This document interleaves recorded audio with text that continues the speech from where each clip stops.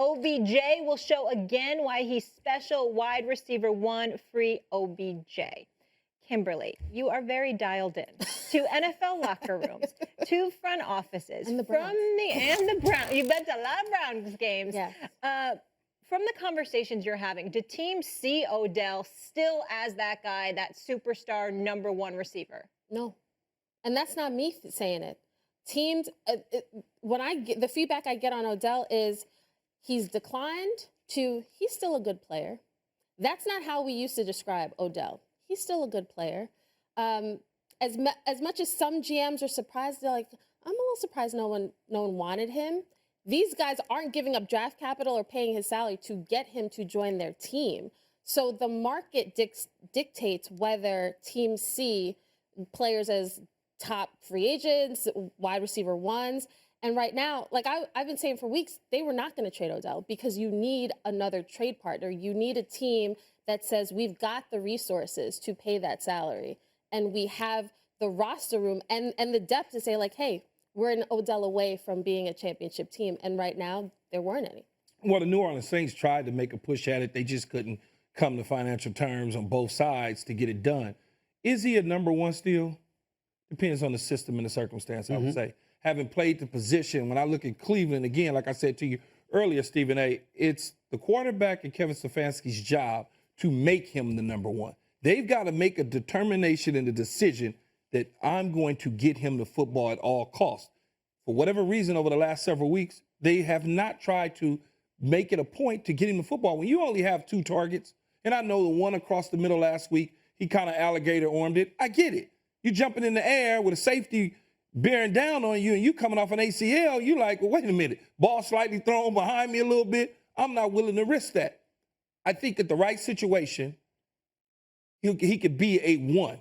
In the right situation, though. But the fact that you're questioning it, I don't want to misconstrue what you're saying, but a Super Bowl champion receiver, and this guy was supposed to be the best receiver in the NFL, and now at this point, I never thought we'd be questioning is if he is even a 1 at this point. But it's not his talent. Yeah. It's the injuries. And anybody who in the front office is talking to Kim and telling them that, they need to let her know it's the injuries. It's not his talent. Right. It's the injuries. Every time you look up, something's wrong with him. Something's wrong with him. Right. So now you factor that into the equation of he's not a 1 anymore. So if he's fully healthy in the right situation, for sure he can still be a 1,200-yard type receiver, 8 touchdown guy. Right, absolutely. And right now he's swearing that he's 100% healthy, that he's running fast and he feels good and all of this other stuff. I don't know whether that's true or not. It remains to be seen. By the way, Bali and Kim, y'all are blinding me. So much ice. But there's a difference. You probably got something under your wrist. He just used this as an opportunity to fix that wrist. There you go. That was always talking. subtle. The full face. The full face. Just saying, this is blinding me. Anyway, the point that I was trying to make was, Odell Beckham Jr. just needs to get the hell up out of Cleveland. To me, it's not about football. It's about his relationship with a quarterback that's virtually non-existent. It's about a quarterback that he believes has an ego and doesn't want him to succeed. You can't, and Keyshawn knows this, I ain't got to even ask him. You can't be a receiver feeling that way about your quarterback. No, you can't. And you in that locker room. No, you can't do that. Now, I've seen receivers that are in locker rooms and sad as hell. Their quarterback's the nicest guy in the world. They love the guys. Can't play. They just can't play. Can't play dead with me. And so they love the guy personally, but professionally, like, he can't throw. You see what I'm saying?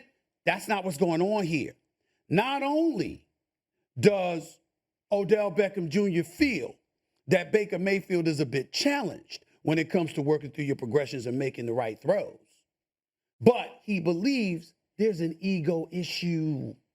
And the combination of those two things and being in that locker room with things having snowballed to some degree in the manner that it has, ladies and gentlemen, he got to go. And keeping him in Cleveland. To where? Listen to me. What? I'm just saying, pick out. At the end of the year. It's going to be the end of the year. I'm just saying. But listen, Odell would say the money don't matter at this point because I got to go back out there and earn it anyway because they're going to let me go at the end of the season, save $15 million. So I got to go someplace, and I want to go to the place where I want to go. His whole thing is that there's just misery there. And while you're there, enduring this level of misery because things have already imploded. It ain't going to get better with him there. Can't do A your matter job. of fact, you already helped create a narrative that it is better without Odell Beckham Jr. Remember when he was going and everybody was talking about how much better Baker looked? Remember when they were talking about that? Yeah. How can you ignore it? Thanks for watching ESPN on YouTube. For live streaming sports and premium content, subscribe to ESPN Plus.